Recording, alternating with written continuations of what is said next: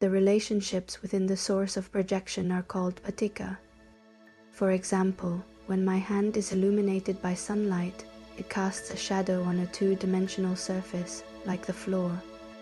The relationships between each finger within the shadow are paticca. These relationships depend on the posture of my hand. Therefore, everything happens due to the relationships within the source of projection, which is referred to as dependent origination paticca. In Buddhism, there is no mention of beginnings or endings because these are concepts tied to the linear perception of time in the three-dimensional world. Awakening cannot occur within a three-dimensional perspective, so it is necessary to transcend this understanding. In Buddhism, all occurrences are described as stemming from beginningless kalpas, which is dependent origination. The moment a higher dimensional projection is cast is referred to as dependent origination paticca. When the shadow returns to the higher dimension, this is called dependent dissolution.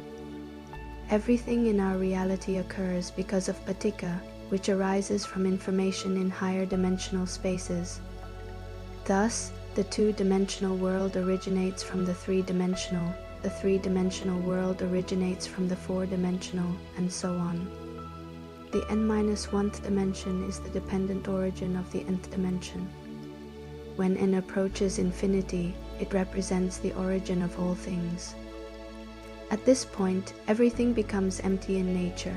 This is referred to as dependent origination and emptiness paticca, and emptiness. Emptiness does not mean that nothing exists.